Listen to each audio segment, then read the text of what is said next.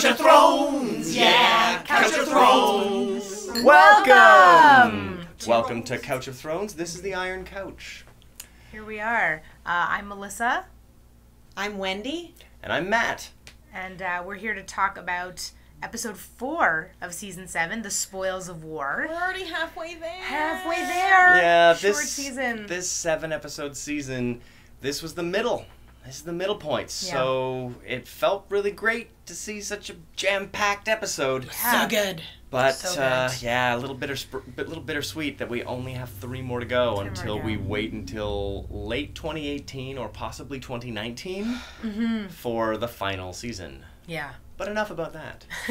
Let's talk about how our league went bonkers. Like all over the place. All this over the week. place. So a little update. Last week when we did the show, I was still in the lead as of when we taped the show. And then there was a bit of an upset because sometimes on our league, things get rejigged and some points get shifted as people point out things that happened in the show and the games master changes things. Consider like a photo finish in horse racing or that instant replay when you're like, oh, maybe that guy was out when he slid into second base. Well, Yeah. that kind of happens sometimes on this, and so we'll see things jockey around a little bit, and usually by Monday night, they're settled. Yeah. This But- time they weren't. And so I went from first place to second place. Wendy bested I was me. in first by 5 points. Yeah, 5 points. For like 5 days. Yeah. So we didn't even get a full episode where we got to talk about how somebody defeated Melissa And it was me. because she's back on top. I'm back on top, everybody. Yeah. This episode was big. Listen, man. I put my weight behind the Stark family. I always have, and it's paying off for me this like season. for the first time. For the first time, it's true. The Starks are finally. They're you know, finally like starting to win. Yeah. So things. I did well, but I'm only ahead still by 5 points because the big upset of the week was that Trevor, who was on a couple of episodes ago, he came up from behind. I think he was in 4th place last week. Yeah. He's in 2nd place because of Braun. And he had been lamenting Braun not showing up Yeah. for the first 3 episodes, but when Braun shows up, man, Braun he shows up. delivers. He really shows He up. delivers. Yeah, and so I guess this week now, I'm in first again. Trevor's in 2nd. Matt is in 3rd place. I'm in 3rd, Yeah, and because somehow of- I've managed to stay here because Jamie Jamie Lannister, once again, coming through. The first few episodes, he was a little weak, but Yeah. he's been consistently getting maximum violence points Yeah. week after week, and I'm benefiting greatly from them. Yeah. And I moved down to 4th.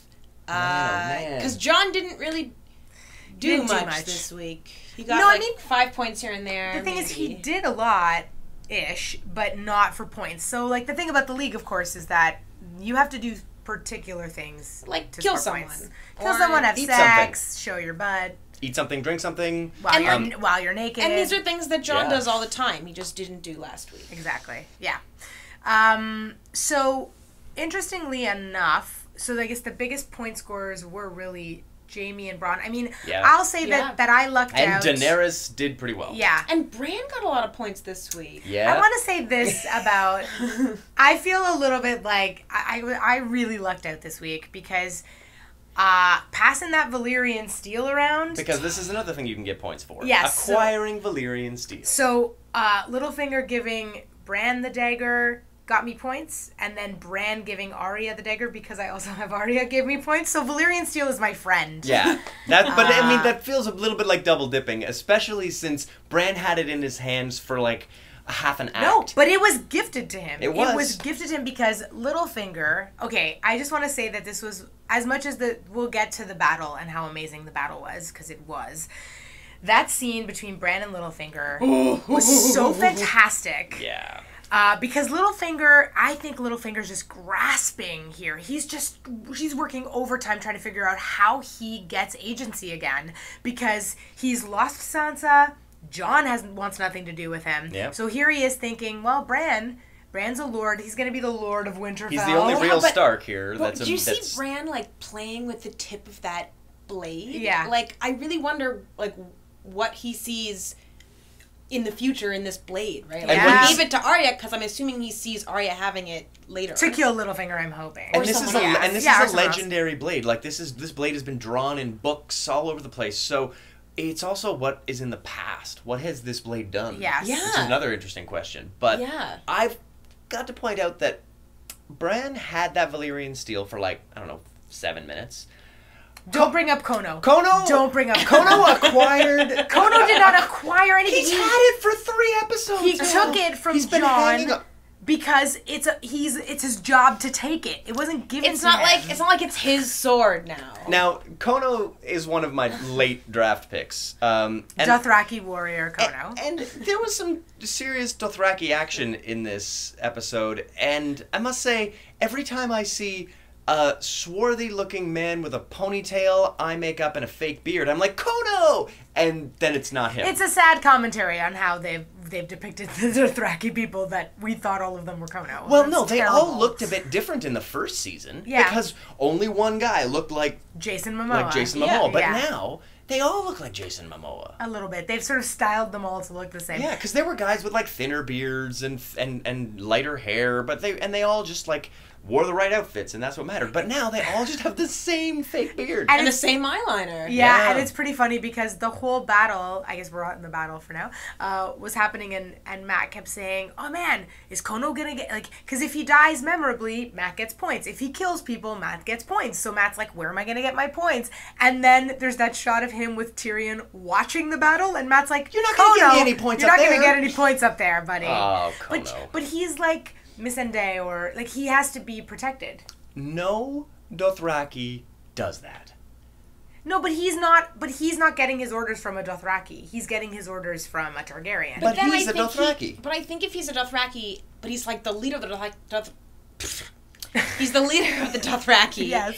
In the same way that Grey Worm is the leader of the Unsullied, right? Yeah. But he didn't get any status increase points because he became an advisor or that's a fair. leader of a general, right? That's legitimate. So he should at least get those points. He should Yeah, get that's status legitimate. points or be in there fighting like a real Warrior. Dothraki. I mean, Yeah. the call goes in there at the front of the... Absolutely. That's Yeah, how that goes, that's fair. man. Listen, it was rough for you. and I who's feel like Danny? Kono hasn't really delivered, and you're upset about I it, am a and little that's bit. fair. I am a little bit. Yeah. And really, who's Danny to say, no, Kono, I need you up on this hill while I ride this goddamn dragon? Hey, maybe Kono is actually not a great warrior, and he's a bit of a coward.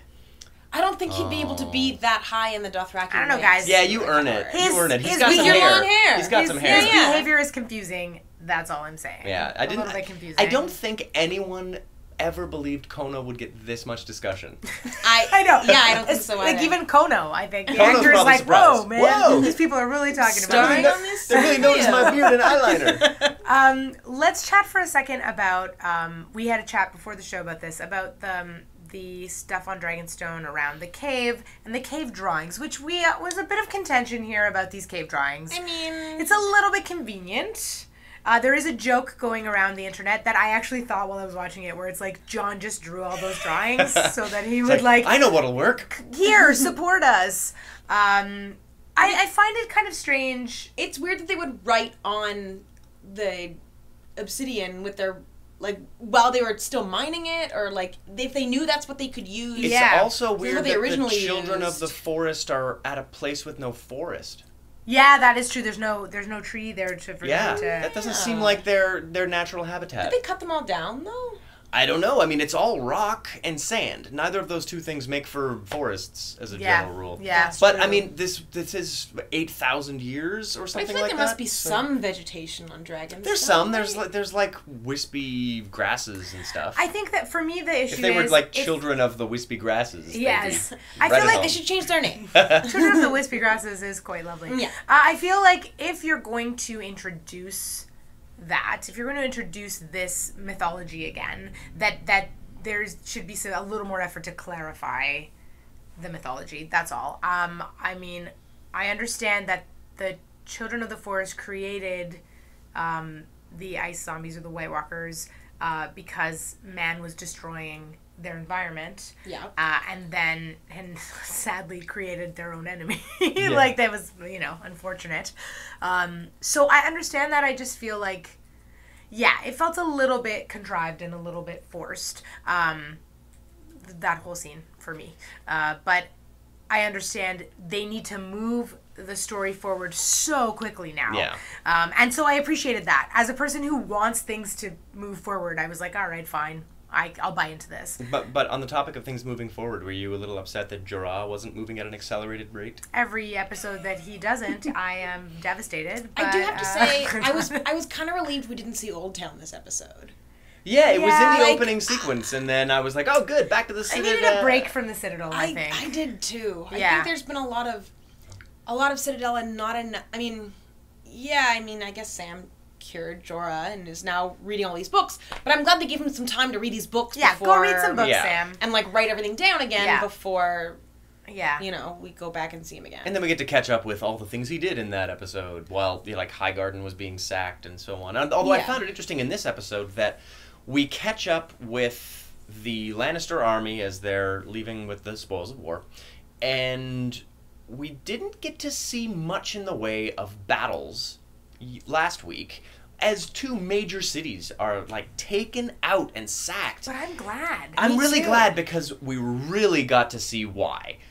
They've never had a battle sequence like this ever. And not just because dragons were involved in, like blitzkrieg, fire from above, crazy damage, but we've also never seen two major characters that we like, both sides, on opposite sides of a battle. And that's a lot of the reason that Trevor came out ahead and busted into second place, because he had the right hand of one of those armies and the head of the other army. He had Daenerys and he just got crazy points. I also think it's cool because we've never seen forces so unmatched. Like, you've never seen...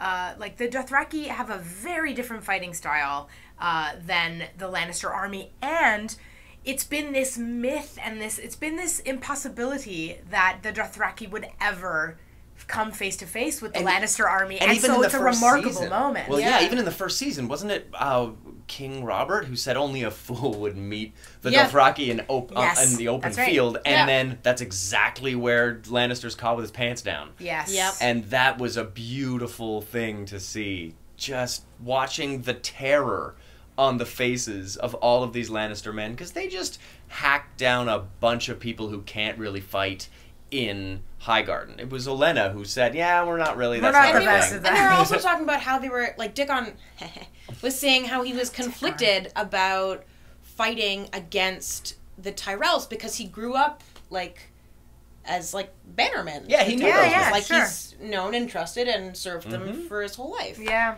And then to go in there and have what sounded like his first real taste of battle. Dickon has not done this before. Yeah. But he got status points. He did get. He's quite pleased. Matt got some points for Dickon. And if I'm lucky, his dad died in that firefight and he survived, and then he gets to be the Lord of the Reach. That would work out. You're going to say the Lord of the Rings. Anyway, sorry. Other fantasy conversation. I read something there. It's like, I think in last season, in season 6, I think Daenerys rode a dragon like 6 times, and in this battle, there's 6 shots of her riding a dragon, and in this battle, there's like 80. And these like, are the best like, ones. So much more dragon riding. I remember the first time we saw her get on that dragon. Yeah. I thought, oh, that's not really very good. Yeah, and that was season 5, the effect wasn't great. Yeah, when Drogon rescued her from that Colosseum, basically.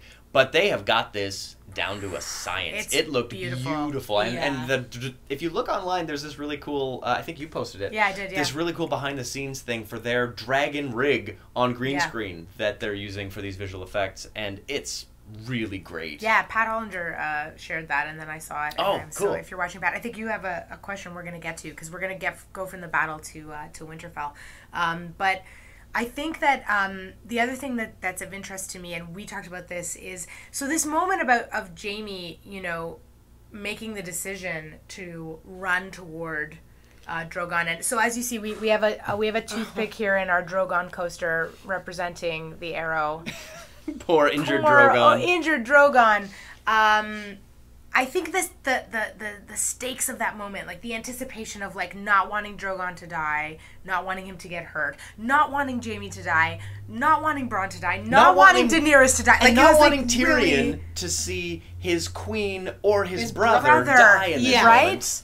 It was pretty intense, but I think there's a little bit of again, this is another moment of like suspending your disbelief or some questionable storytelling where Jamie is galloping in water that seems like pretty shallow, quite shallow, and then that horse has dry knees. Yeah, as he's galloping in, and then like flies into this deep pit and sinks like feet and feet and feet in with his armor. It's a gorgeous shot. It's beautiful, but like shot. That's really weird. That's really weird topography. I'm gonna have to go back and watch that again to kind of. I mean, he does get tackled in the direction of where the deeper water is. So if there's some kind of like submarine cliffside, that could happen. It's just really weird.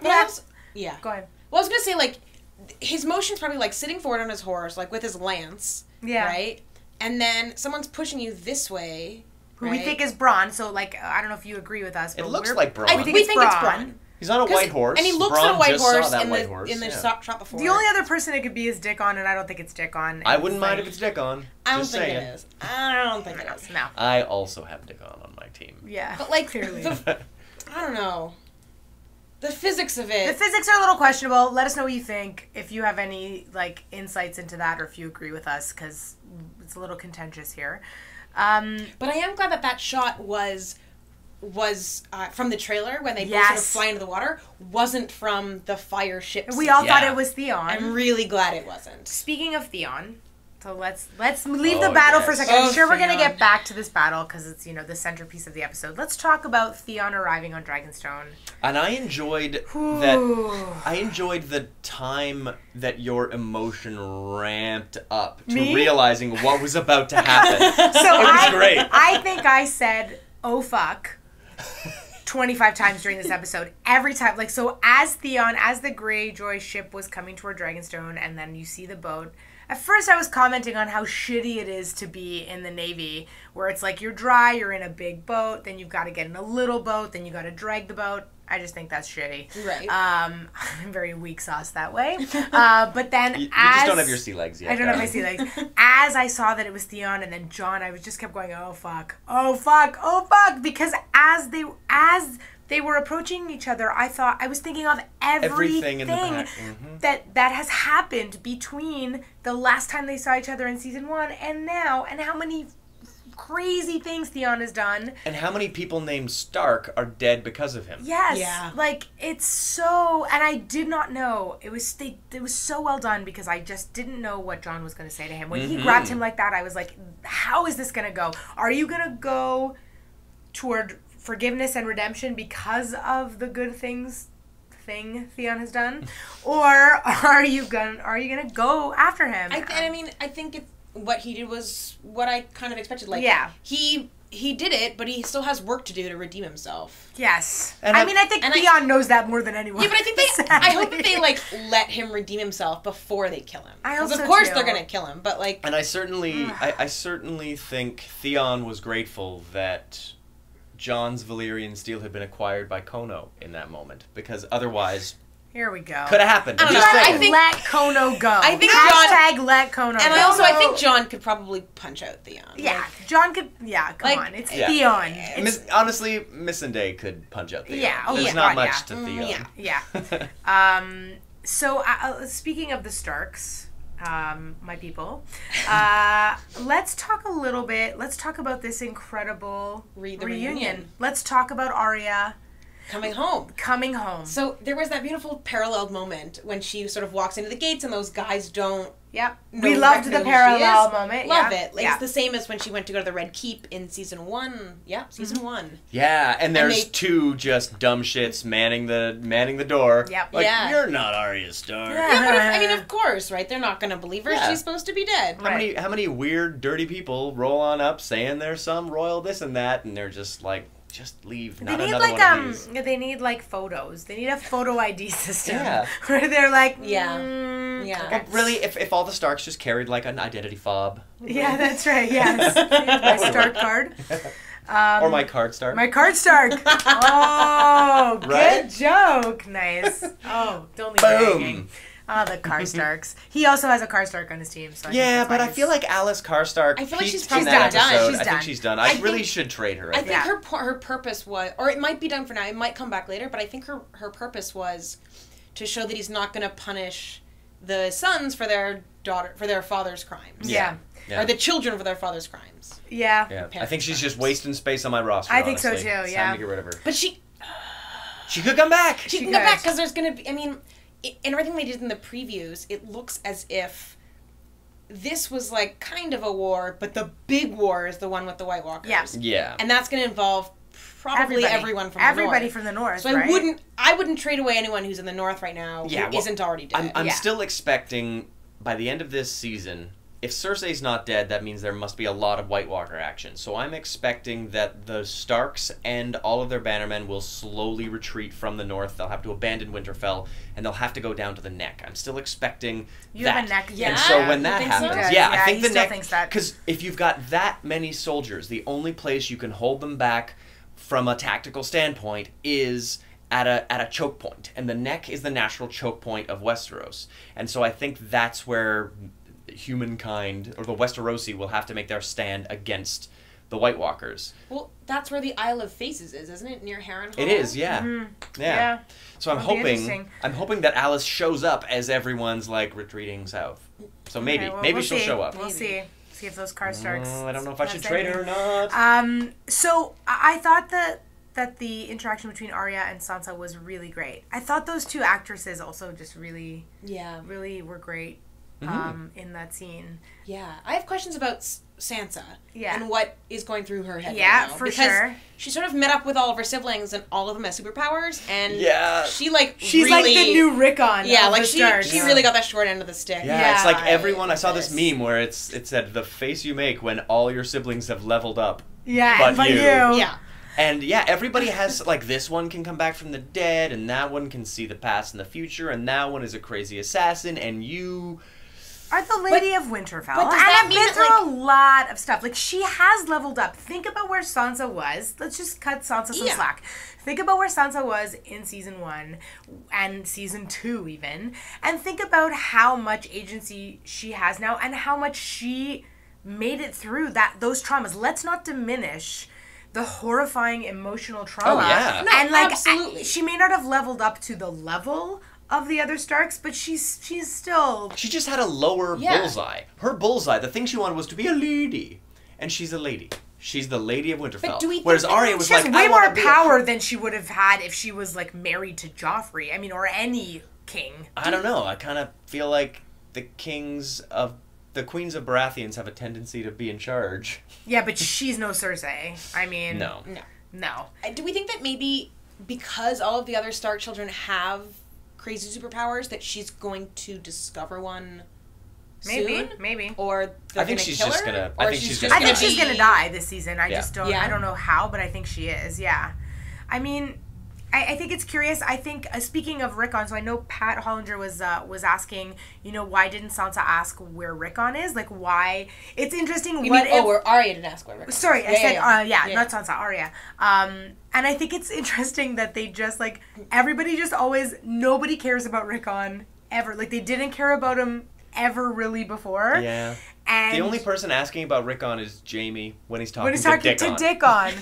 I mean, I think part of the thing around this season is that they're going to really pick and choose what conversations happen. And I think the thing about Bran that's interesting is he is so different to everyone that I think it stuns everybody. I mean, I feel like I think Arya's instinct might have been to ask about Rickon or to have a bigger conversation with him. But I think once she started realizing that he is no longer really Bran. Like, this is such an interesting thing they're doing with this character. Yeah, Bran. they're doing a real, like, Dr. Manhattan thing with him. But the thing about Dr. Manhattan is there's a before and an after that's visually different. When he's just a scientist, he looks like a human. And then afterwards, he becomes this blue, crazy character. I'm talking about Watchmen. And they're doing the same thing here, where this is a creature who has such an understanding of time that he divorces himself from humanity and sees everything for its actual like ephemeral nature, and it's like he has seen so many things die that living things kind of don't have much intrinsic value because they're gonna die. But and also in a way, like the last time Arya saw Bran, he was like in a coma. He was in a coma and he was tiny. Like they were so different. Like if you didn't see your younger brother for years and all this stuff had happened, then also he would be different to begin with. So I think actually Arya is much more prepared to handle Bran being different than Sansa is, because Arya has changed so significantly. Yeah. Sansa, even though she's been through so much, is still herself. Like she's still connected to the parts of herself she's always sort of been connected to. Arya has found this other piece of herself that is where she's able to turn off her humanity in order to execute people and go after that goal. I think Sansa is able to do that too, in a much subtler way. Fair, but I think it's just different. I don't know that she can completely shut it off in the way that Arya can. Yeah, well, there's a kind of calculation. Yeah, like not in the way that we saw Arya last episode when she was talking to, or 2 episodes ago when she's talking to Hot Pie. Yeah. And she's like very out of it. I think there's a fundamental difference in states that they've endured, because what Sansa is now good at doing is surviving, maintaining the state of being alive.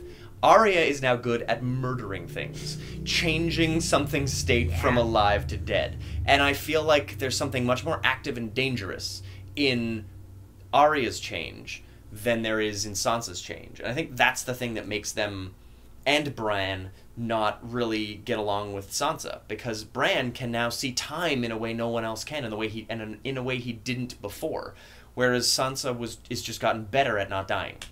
Yeah, and that scene of the 3 of them walking along in Winterfell is so sweet. I know. And the fighting scene with Brienne. Okay, let us talk about the fighting scene with Brienne. The best. I just can't even tell you how much I loved that scene. It was spectacular. I mean, my love for Arya is deep. It knows no bounds. But and I really loved Brienne, but it was so impressive, and it was so interesting to watch those 2 characters after the journey they've been on, right? Mm-hmm. Like, I loved even the moment with Brienne and Pod where he compliments her. And she takes it. And she takes it. Like, Brienne had a growth moment there. Yeah. Where she was like, no, I didn't do anything. I'm not a lady. All right, fine, Pod. You, Pod. I'm a lady. You're fine. And thank you. Kind of I helped a little bit, you know? And speaking of helping, the whole Mira getting, like... Yeah, come on. Poor Bran. thing. Listen, Bran, I get it. You're different. But you gotta know how to, like, turn it on a little bit to say thank you. Like, he did say thank you. And I feel like this is my comment around the Three-Eyed Raven. Because I felt like Max von Sydow, when he played the OG, the Three-Eyed Raven, he seemed less robotic and sort of less removed. But I think what we're watching, and I don't know if this is what we're watching, or if the actor who plays Bran doesn't have that nuance, I don't know. But I think what we're watching is we didn't see the development of human to Three-Eyed Raven. We just saw him as an elderly Three-Eyed Raven. Yeah. And so I think that what we're watching is like an odd kind of Bran has to remove himself so much to see what he's seen. Like, he has to not have that human piece. I think that's what they're trying to convey. I don't know how successful it is, but I think that's what they're after. But I feel like him and maybe the rest of the Starks can do something to thank the Reeds. Hey, I don't disagree. Right? I think, like, at least in the home with, like, some elevated like a loaf status, of bread, like something. Give like, her a real shirt so she doesn't have to wear a series of bunnies. Yeah, like give her like a huge, like as much dragon glass as she can carry to take home to her dad. Like, like let them. I know there's been very little attention paid to Mira Reed from anybody, really. Yet since Jojen. Yeah, and her dad's important. So I don't know if it's going to be that she just disappears now and then her dad shows up, or we never see Ellen Reed, and we never, because... But she needs to come back because we need to see her die, right? You'd think, right? If she's going to live, she needs to join them, and if she's, like... I feel like we need to see her die if she's going to be gone. Yeah. I would think so too. David James Brock is saying that Brienne's points leave a little to be desired. Oh, I take it Brienne is on your team there, David Brock. Yeah, Dave's on our team, in our league, and he's not doing so well. Not doing so well. He's trying. You guys are trying your best but there. Brienne's, I mean, she's gonna be sparring with Pod, and then they'll probably fight the White Walkers in the next episode or so. Well, and if we look at who is in an allegiance with whom, and consider the fact that Jaime Lannister is now hopefully going to be the prisoner of Daenerys, and that Daenerys is with Jon Snow, and Jon Snow could be going back to Winterfell. I'm hoping that Brienne and Jaime. I really want Jaime to become a Stark prisoner again, because he and Brienne are kind of the only salvation against his relationship with Cersei. And so he's a Lannister who can be salvaged. And it's interesting because and Pat Hellinger was just asking that question about him being potentially Dany's prisoner. I think the interesting thing is Tyrion and Jaime had something special, and we were talking earlier today about like what's gonna happen. How's Jaime gonna feel about Tyrion in this position? What will that relationship look like? Because it's very complicated. Because to me, it's like, what was Tyrion supposed to do? I kind of hope that Jaime switches sides. I would love that. And then, like, sort of sees what Cersei's doing, and that's how he kills Cersei. Yes. Yeah. I'm hoping that Tyrion convinces Jaime that the only way to end this war without more bloodshed is for Jaime to go back home and kill her. Yeah. Because he's the one that can get close enough to do it. And I don't think that's how it's going to happen, though. No, I think but it's going to have to happen in a heated moment. Oh, I don't think it can be a calculated thing where he gets sent to do that and he does it. I think it has to come out of Jaime. The only way for me that there's redemption in that is that, and real catharsis, is if Jaime really truly sees Cersei for who she is. Yeah. And really gets into a position where he's going to stop her from destroying things. And I think it might be prediction. Perhaps she will somehow capture Tyrion, and Jaime will go in and save him again by killing Cersei. Ooh. I don't know. I'm interested because I don't know that they'll repeat that beat. Too pathetic. I just don't think. I don't think pathetic. That's not the word I was looking for. Amazing. Too pathetic. It's just pathetic, Benioff. That's not the word I was looking for. Benioff and Weiss, pathetic. No, I think it's too much of a repeated beat, because they have so little time left to wrap things up. Yeah, and I they have a think tendency at this stage to mirror shots and scenes, but that would just be such a large storyline. Like, there was a moment when the two, like, dumb shit guards put Arya at this one particular spot to wait. It was the same spot that Arya stood when King Robert arrived. And so, like, there are certain things that are being repeated and homaged and mirrored. But, I don't know if they've got the time. It's a cool story. Yeah, it's a cool idea, but I don't know if they have the time. With what amounts to 10, what do they have? 11 hours of 11 episodes left, even though some of these episodes are 90 minutes. Because the last one is going to be an 80 film. minutes. Yeah. Yeah, well, the last one of this season is feature length, and I can only imagine that means next season we'll be getting at least that for the length of, like, the finale. So last season they had the last episode airing at a movie theater, and I really hope they do that again. Yeah, that would be great. Yeah, that'd be a good fun. time. Yeah, to watch it with a lot of people. Yeah. What do we think Littlefinger is thinking about the fact that Bran knows everything about him? I think he's gonna. I think he may try to kill Bran. Oh my god! I hope he does, because he will not succeed. No, he won't, and that'll die, be Littlefinger, die. The thing is, he every might try to kill episode, Bran, Littlefinger is finding out that more and more people potentially have dirt on him. And Winterfell is seeming like less and less of a safe place. Yeah. Without having Sansa relying on him, he doesn't have much of a hold over the North. Now that she's got a bit more of her, I guess, pack of Starks around her, as weird as some of them are, as much as some of them have died and come back to life, other ones are scary assassins, other ones are despondent, they're all her strength. Her family is back around her. So well, it comes back to that line, right? The wolf, the lone wolf, right? And the that Baelish is He's always been a lone wolf. Out there on his own, and that's what happens when you try and play everyone against everyone else. At some point, everyone gets wise, and you done, Baelish. So here's hoping that that's happening soon. I think he's going to do something really spectacularly. He's got to. First. He's got to go out in like a blaze of glory, right? Like he's got to go out with a bang because he's Littlefinger. I really hope that there's an opportunity for Baelish, who's with Jon Snow, and Varys, who's with Daenerys. I want Varys and Baelish to have another conversation somehow. I feel like that's such an important mirror to see the journeys that each of them have been on, and the fact that one of them has been out only for himself and one of them has been out only for the realm. To see how that has gotten them to different places, advising different monarchs. I think that's a big scene between those two awesome characters. And I guess, I mean, I agree that would be cool. I wonder a lot about what poor Varys right now. I think what's also interesting is, like, Bran... Patricia Hollinger was also asking about Bran, how much does Bran know or not know? And, like, doesn't he know what's going to happen? He knows everything. And that's the thing is, like, the hard part about being Bran is, like, figuring out what to act on and what your job is in that. Because if you know everything that's going to happen, or you can see the past and the future, and you can affect time, you know, in terms of Hodor and all of that, it's like...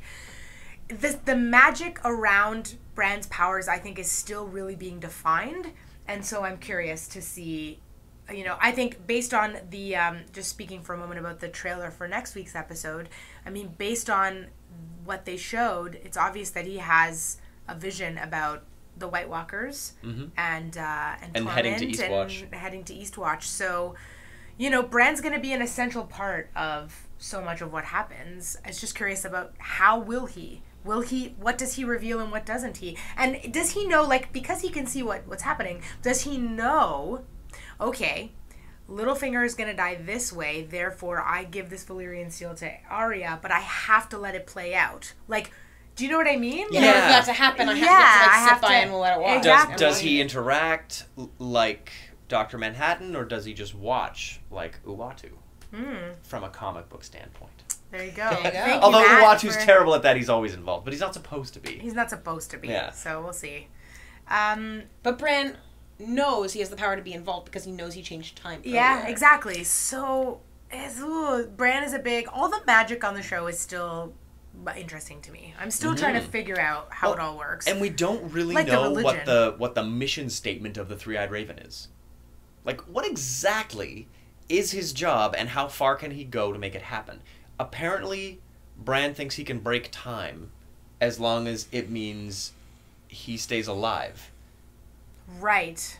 Yeah, I don't know. That's a good question. If you have any insight on that, let us know. Yeah, what do you think? Because that's an interesting question. How far can he go to keep himself alive? And is the only thing he's really interested in the desires that the children of the forest have, or is it just self-preservation, or is it just some kind of human record of everything? Like, is he a human citadel, and that's all that matters? That he has all true knowledge? I think he also has a call to action of some kind. If he was just I mean, the Night King wants him destroyed. Yes. But is that because he wants the Night King destroyed? Maybe. Is that necessarily symmetrical? I don't know. I don't know either. I don't know. Well, we'll keep checking in on see. that. Yeah. Let's touch on Cersei just momentarily, because really that's all she deserves.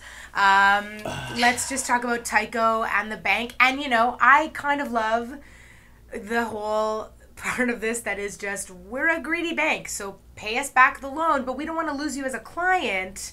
So how can we get involved in your next venture so you can keep owing us money? Yeah, it's like beautiful... I love the way...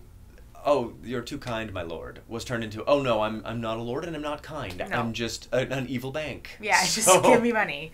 And have me involved in your nefarious deeds. So I can make interest off of it. I think the interesting thing about the army from Essos that she wants to, or the I guess, I don't know if the mercenaries? Army. They're mercenaries. Yeah. The golden, I just forgot their name. Something, if you remember, please let us know. It's interesting because they were connected to, I believe, Aegon. Yeah. And I don't know all the details of that, but But there's I think that's Targaryen interesting. blood involved Yeah. in that particular group of sellswords now. Mm-hmm. And that they're basically just loan collectors now is really kind of hilarious. Yeah. If you want to work for, somebody up to no good, I guess that's the best way to do it. So she did, good point, she did get all the gold Into the Yes. city. into the city. That is an interesting point. Yes. Because getting to see Drogon do those firebombing runs, as I was watching it, I was like, oh man, so much for that gold. But no, Tarly said all of the gold was sent on that trip towards the city. So the deal The is Lannisters gonna still continue have, working. They're gonna they pay their still debts. have power. They pay their debt. They have these sellswords coming in to help bolster things. I mean, they're down. But do you think that perhaps after this annihilation of the Lannister army, that they will back Daenerys now? Well, that's a good question, because in the preview for the next episode, she asks for them to bend the knee, which she must hate saying 18 million times. Because but, everybody says no. well, and stop asking Jon Snow to bend the knee.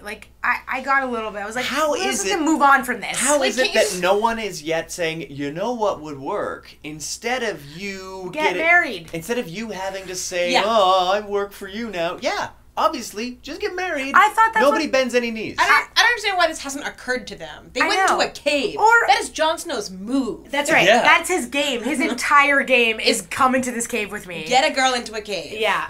It's Yeah. really weird and Yeah, creepy. it's but there you go. 100% of his It's his MO. experience. It's his Yeah. MO. And they are trying to build this attraction between them. People are mentioning it. There was that conversation with Missandei about Grey Worm and the whole we're girlfriends And then who talk about sex And then there with was each that other. awkward moment in the cave, Yeah. and they were and he And they stepped grabbed her towards each hand to And, move her over here. And how have none of their Advisors. gone, You know hey, what? you know what you could do? Just get married, Just get and married. we've solved this problem. Yeah. So that's very fascinating. But I think I'm curious about whether the survivors of that battle, are they gonna switch sides? Is Daenerys gonna say, hey, Randall Tarly or Dickon Tarly, you can still have the reach if you come with me? Is she gonna bargain? She doesn't seem like much of a bargainer. She's not. I think she's fairly unconcerned with who holds the castles right now.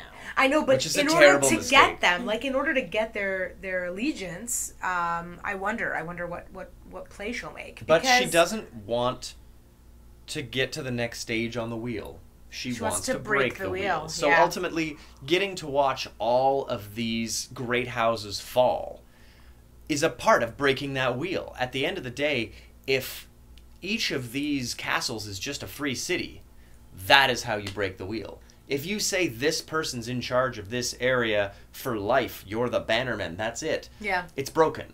It's still the wheel. You need to break that. And the way Yeah. you break that is by saying, hey, who gets elected to run the Reach? So how do you feel about John's advice and how she took it? How do you feel about the action she took?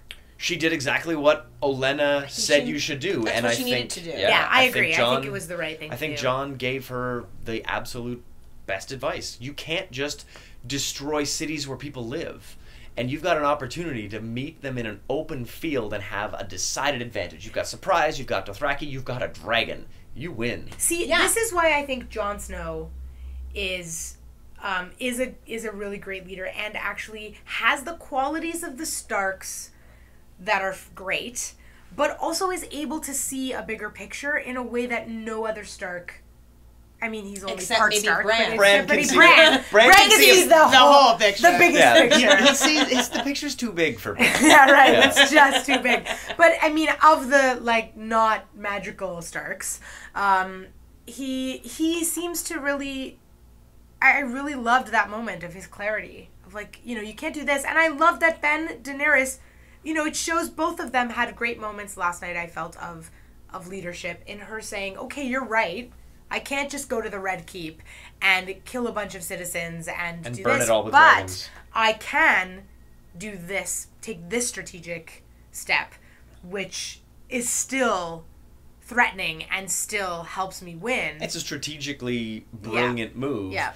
but doesn't damage the people's impression of me. Yeah. And I think It's that's a very really important yeah. thing, because early on, I think it was episode 2, they were talking about how you can't just roll up onto the Red Keep with Dothraki and dragons, because those things are all scary. You can show up with humans from Westeros. So yeah, that's totally not so killed. bad. Yeah, unfortunately, yeah. But I feel like she's managed to take all of the best advice and create a winning strategy. This is the first thing Daenerys has won. I mean, sacking Casterly Rock, that was a gimme. That was there as a diversion. Yeah. So I don't even count that as a win. To me, this is Daenerys' first So win what of do the you think season. is going to come of in the trailer they showed, Varys very concerned trying to get Tyrion to get Daenerys to listen to him.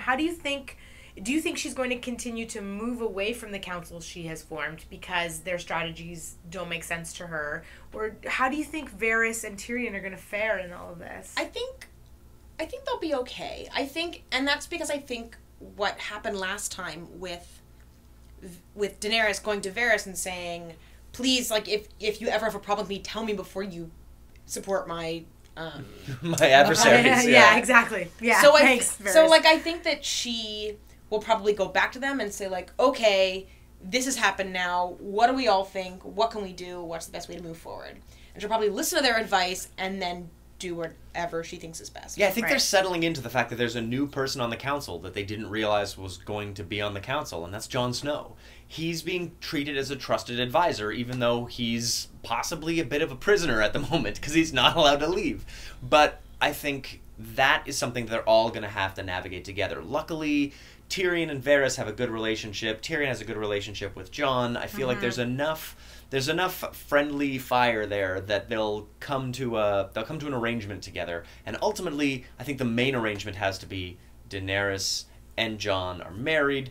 They're the king and queen. They make most decisions with a small council. But that's not. I don't think that's how it's going to work. No, out. but that I think is that's eventually going to be a goal. The strategy. For them. Yeah. But ultimately, soon, at some point, we're going to find out. We're going to find out about other people are going to find out about Jon's heritage, and that's going to complicate things. And there are a lot of spanners to be thrown into this gearbox still. So we'll see. Any other thoughts about next week's episode and the trailer that we saw? I think we're going to get to see the Night King finally south of the Wall. Yeah, I mean, there's going to be a battle up there. So. I'm so ready for a lot of Tormund and a lot of the Night King. Yes. Her roster needs a lot of that action. Like, I could really use some Night King and Tormund action. Yeah, I think you're going to get 50 points for the Night King. Yeah, I think so. Yes. I'm also really interested in because we've been watching sort of as we said before, the machinations of Daenerys and Cersei and this battle amongst the kingdoms, but I think now that we're halfway through this season, we have to now really invest in the Night King and the White Walkers because that's taking us into season 8. So they really have to start building. Yeah, whatever happens with Cersei, whether it's she dies, someone else has control, and then the Lannister army somehow joins with everybody else in the South to try to stop the actual North from destroying them, because those White Walkers are ultimately everyone's enemy. Whether that happens or whether everything is destroyed that is Lannister, and so it's just the Targaryens and the Starks doing their best against the White Walkers. Whether that is how that shakes down or not is going to be neat to see. That's kind of the only question of Season 7. What happens to this third faction? Because now that we've seen the North and Daenerys get together-ish, they're on the same side, ostensibly. The next question is, do they have anybody else? Is anyone else going to shore up that rank? Because like Jon said, and like it might have been Glover that said, we're going to need everybody to fight. And it doesn't matter if you're your support staff, if you're a farmer, if you're a blacksmith, you're going to be fighting the White Walkers. And I think it was neat to see what a dragon can do to humans in this episode. Oh my God, because it was only devastating. One dragon. And I don't think we're going to see Cersei kill any dragons. I think we'll see the Night King kill a dragon. Yeah, I don't think that the weapon, the crossbow weapon, is enough. No. I think we've seen it do its That's all it's thing. going to do. Yeah, and I think if they were gonna have enough, like, if they could put like a bunch of those in King's Landing, but I feel like now that the dragons know they exist, they're just gonna burn those things down first. They're made of Well, wood. and that's the thing is, like, we were talking like, about... how did that be the only carriage that didn't burn down? It was Yeah, the biggest one. Burn, like- burn, not the weapon. Burn, burn, like, burn. that's, I mean, Yeah. And I Yeah. think, really, if Cersei were to kill a dragon, that's just one less dragon. But if the Night King kills a dragon, That's an ice dragon. That's a Night King That's a different dragon. weapon now. Yeah. That's a whole other weapon. A dead dragon is an ice dragon. I think and Aaron, that's cool. and Trevor, who are also in our league, are Did you just... talk about Bronn? We Bronn! did, Trevor. We talked Yes. about Bronn a lot. You so, bet we did. You know, Yeah, Bronn- kudos to you, friend. Bronn has put you at a fine spot Yeah. on our league. Yeah, Trevor. and then We're Erin very says she impressed. wants to see Tormund and Brienne together. Is that what Erin Yeah. Oh, yeah. said? You know, I want that. I just don't think it's gonna happen. I don't think it's gonna happen, and I kind of don't want it. I love the suggestion of it. I feel like that's fun enough for me. Like, I think it's also funny that it's never gonna happen, and Tormund just like is so sure of himself. It's kind of delightful. I love Tormund. I love Tormund. Tormund's so fascination with her is the just best. so lovely. Yeah, but I think David and Aaron, who are a team together, have Tormund and Brienne on their team. So probably also you're looking for some nudity and sex points. Well, yeah, because Aaron was saying the elephant in the room here that Tyrion 0 points. It's right, Tyrion. He has is 0 struggling. points? He is struggling. Well, Yeah. he got 0 points this episode. I don't think wonder Tyrion's if he's gotten ever any gotten I don't points. think so. He's not even that quippy this season because he's working so hard. Yeah. And he's not drinking anything. He's not. Oh, Yeah. he's got 5 points ever. Wits. Was it He's for- got Which were 5 just wits. for wits. Yeah. Yeah, But and in that guy's episode Oh, I a two- think it was in his conversation with John. I feel like it was Yeah. the introduction with Probably John. about It was brooding. last Can I episode. can we take a moment here? And as much as I'm sad that Jorah wasn't in this episode, it's cool. I can take a week off. But I do love my second favorite, like, secondary character is the Onion Knight, who sadly I did not get to put on my roster because Chris Bond got him first. Yeah. But the Onion Knight has been delightful. I mean, Yeah. I love him because of his conviction and his passion, and he's so smart and he's so pragmatic. And he's but he's so also fish out of water. hilarious. He's so fun. Him and John, King like, John? this is quite a and fixing King the Snow. grammar. yeah, fixing the grammar. He's a delight. So Yeah. Onion Knight, Sir Davos, thank you. He's so for lovely. being so delightful. And he really is the best. He's the best advisor Jon Snow has ever had. Oh, yeah. Sam was lovely, but didn't know anything. Yeah. And at last, there's someone who has the same kind of good heart as Jon, with the same, like, warrior background and just scrappy underdog spirit. It's just great to have the two of them in any scene together. Yeah. They're Oh, yeah. delightful. Love. Big heart for that. So we had some prediction from Matt about the battle and the White Walkers. Anything else we think next week? Well, Trevor is hoping that Gendry shows soon. Yeah. Listen, Right. that has been my dream since Gendry paddled away. He's and going it's to not show up this happening. season. Well, hopefully he's been paddling in circles and You just think comes he's right going to back. show up for He's sure? going to show up this season because I think there were like leaked photos of him on set. Okay. Oh. But Spoiler. spoiler. alert. Like I'm I pretty like sure that. he shows up this season. Interesting. I think so too. Although they have been known to like trick people. Yeah, and he could have just Right. been visiting his old pal. Yeah. Yeah, that's true. I'm hoping that dire wolves show up again in the north. As someone I'm who has like, a monopoly on dire wolves. I have both the dire wolves, but not. Where is Ghost Where is been? Ghost? Where is Where Ghost? is That is guy? weird. Ghost. You Yeah. think he's off finding Nymeria's pack? Oh my god, I hope so. Wouldn't and it I be hope, sweet? Wouldn't it be sweet if the direwolves came together? Be so Everybody, nice. the Starks, All like the all the Starks. Starks and the direwolf Starks get back together. Aw. Well, Trevor's hoping that Gendry's mutant power of being an incredible blacksmith comes into play with the dragon glass. Well, he's been paddling for a long time, so Yeah. his guns He's gonna are be going to so be like ripped. he's Yeah. so Oh, yeah. ripped. Yep. So that's probably going to happen. Oh, yeah. I'm curious to see how Cersei begins to undo herself, because here's the thing about Cersei is she's very good. She has a little bit of success, and then her vengeance and her rage get the best of her, and she is her own undoing. She just and implodes, yeah. I'm looking forward to that. I'm looking so forward to watching that happen, and because I think that this time it's going to be her, official undoing, and I'm hopeful. Well, she has. I don't know that it'll happen this season. She has the furthest to fall now because all of her children are gone, and now she's so excited for the only thing she has left, which is putting herself and Jamie up in this pedestal of living for themselves now. But even Jamie doesn't really want that anymore. No, he doesn't. Oh, Jamie's the worst nihilist general you can hope for because you're not really sure if he even has the will to live. I know.